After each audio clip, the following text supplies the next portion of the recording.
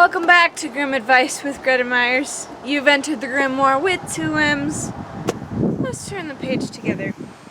Alright, and we will be turning pages a couple today. It's a longer story than we've had in a while, so I'm excited. Without further ado, how 6 men got on in the world. There was once a man who understood all kinds of arts. He served in war and behaved well and bravely. But when the war was over, he received his dismissal and 3 farthings for his expenses on the way. "Stop," said he, "I shall not be content with this. If I can only meet with the right people, the king will have yet to give me all the treasure of the country." Then, full of anger, he went into the forest and saw a man standing there who had plucked up 6 trees as if they were blades of corn. He said to him, "Will you be my servant and go with me?" "Yes," he answered, "but first I will take this little bundle of 6 home to my mother." And he took one of the trees and wrapped it round the 5 others, lifted the bundle on his back and carried it away. Then he returned and went with his master, who said, "We too ought to be able to get through the world very well." And when they had walked on for a short while, they found a hunter who was kneeling, had shouldered his gun and was about to fire. The master said to him, "Hunter, what are you going to shoot?" He answered, 2 miles from here, a fly is sitting on the branch of an oak tree, and I want to shoot out its left eye." "Oh, come with me," said the man. "If we 3 are together, we certainly ought to be able to get on in the world." The hunter was ready and went with him, and they came to 7 windmills whose sails were turning round with great speed, and yet no wind was blowing either on the right nor the left, and no leaf was stirring. Then said the man, I know not what is driving the windmills, not a breath of air is stirring." Then he went onwards with his servants. And when they had walked 2 miles, they saw a man sitting on a tree who was shutting one nostril and blowing out the other. "Good gracious, what are you doing up there?" He answered, 2 miles from here are 7 windmills. Look, I am blowing them till they turn round." "Oh, come with me," said the man. "If we 4 are together, we shall carry the whole world before us." Then the blower came down and went with him, and after a while they saw a man who was standing on one leg and had taken off the other and laid it beside him. Then the master said, "You have arranged things very comfortably to have a rest." "I am a runner," he replied. "To stop myself running far too fast, I have taken off one of my legs, for if I run with both, I go quicker than any bird can fly." "Oh, go with me. If we 5 are together, we shall carry the whole world before us." So he went with them, and it was not long before they met a man who wore a cap, but had put it over just one ear. Then the master said to him, Gracefully, don't stick your cap on one ear. You look just like a tomfool." "I must not wear it otherwise," said he, "for if I set my hat straight, a terrible frost comes on, and all the birds in the air are frozen and drop dead on the ground." "Oh, come with me," said the master. "If we 6 are together, we can carry the whole world before us." Now the 6 came to a town where the king had proclaimed that whoever ran a race with his daughter and won the victory should be her husband, but whoever lost it must lose his head. Then the man presented himself and said, "I will, however, let my servant run for me." The king replied, "Then his life also must be staked, so that his head and yours are both set on the victory." When that was settled and made secure, the man buckled the other leg on the rudder and said to him, "Now be nimble and help us to win." It was fixed that the one who was first to bring some water from a far distant well was to be the victor. The runner received a pitcher, and the king's daughter one too, and they began to run at the same time. But at an instant, when the king's daughter had got very little way, the people who were looking on could see no more of the runner, and it was just as if the wind had whistled by. In a short time he reached the well, filled his pitcher with water, and turned back. Halfway home, however, he was overcome with fatigue, and set down his pitcher, lay down, and fell asleep. He had, however, made a pillow of a horse's skull, which was lying on the ground, in order that he might lie uncomfortably and soon wake up again.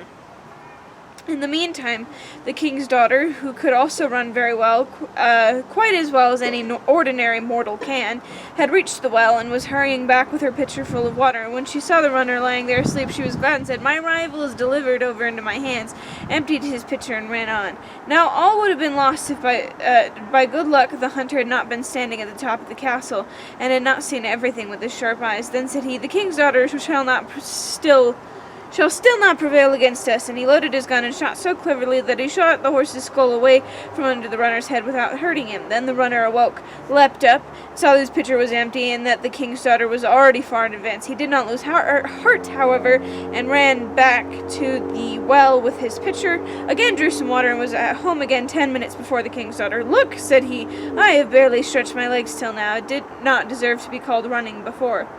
But it pained the king, and still more his daughter, that she should be married off by a common disbanded soldier like that. So they took counsel with each other how to get rid of him and his companions. Then said the king to her, "I have thought of a way, don't be afraid, they shall not come back again."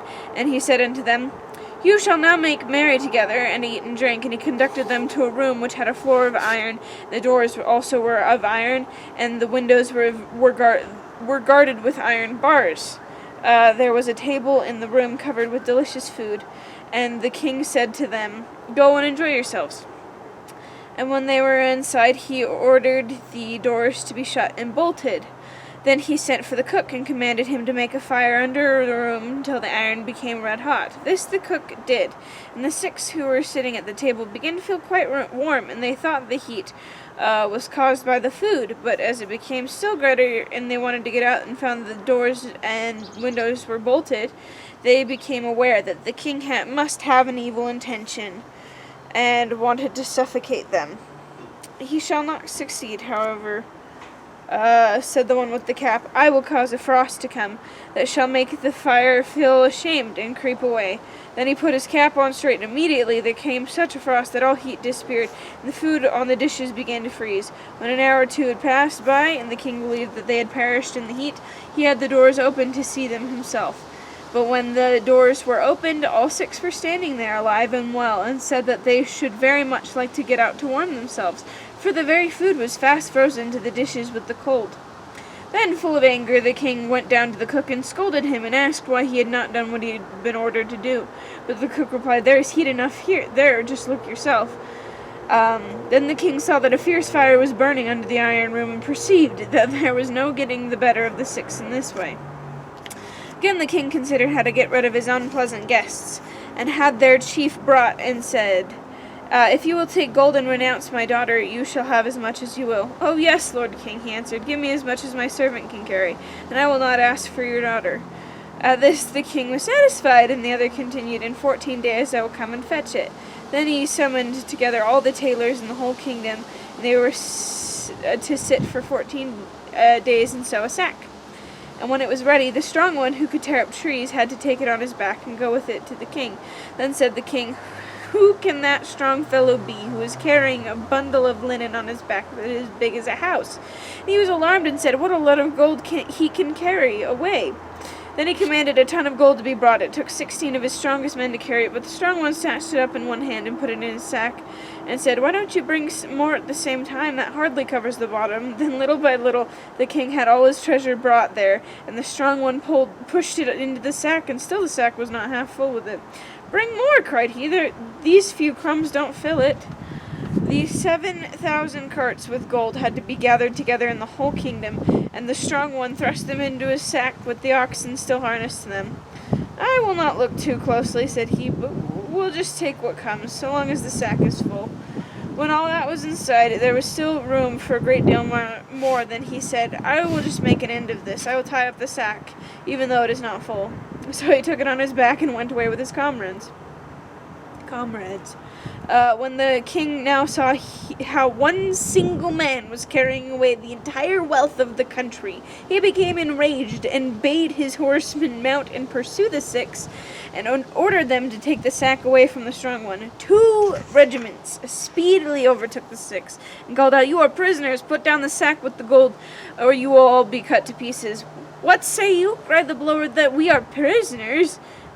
Rather than that should happen, all of you shall dance about in the air." And he closed one nostril, and with the other blew on the 2 regiments. Then they were driven away from each other, and carried into the blue sky over all the mountains, one here, the other there. One sergeant cried for mercy. He had 9 wounds, and was a brave fellow, who did not deserve ill treatment. The blower stopped a little, so that he came down without injury. The blower said to him, "Now go home to your king, and tell him he had better send some more horsemen, and I will blow them all into the air."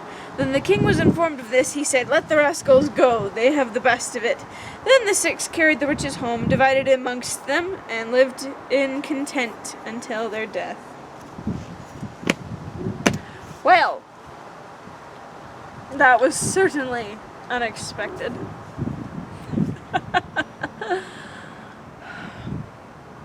Okay, here's my thoughts. Okay, thoughts go as follows. These thoughts, at least. First off, they have some ridiculous superpowers and ridiculous ways of dealing with them. Like, I want to see... No, this is a superhero story I want to see as a movie. Instead of, all the junk about telekinesis and flying and invisibility. No. No, I want this.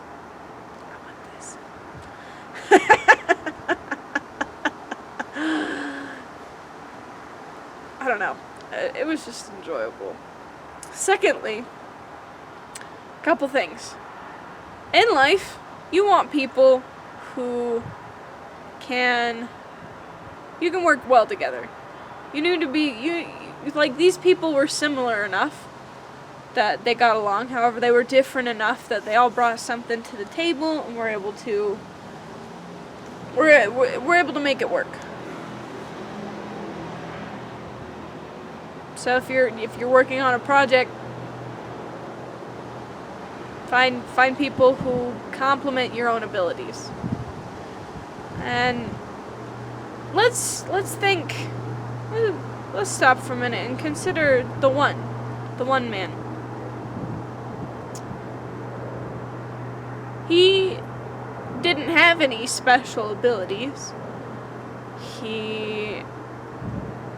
Necessarily. What he had was the ideas and the charisma to be able to be like, no, yeah, we're gonna do this, and convince people that it was gonna work. And that's just an important skill, is being able to run so fast you need to take a leg off to do it. Or being able to pull trees out of the ground. There's a TV show I really like. There's a very similar principle.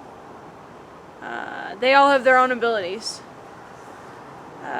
He says a quote, I'm going to butcher it, that's like, you all know what you can do, and I know what you all can do. And he makes it so that they can all work together and get more in the end than if they'd worked alone. Other times where this is important, to find someone who complements you, is similar, and you still make each other in relationships. Whether it be so yes, in business, but also in friendships, and especially romantic relationships, and making sure you're both getting some good things out of it. Yeah. Alright, my gremlins. Thank you for joining us for another happily ever after, or not so happily ever after. That's up for you to decide. What you decide is valid, because you're valid. You are. Either way, this is the end for this episode, so tune in later and we can learn more and turn a new page together.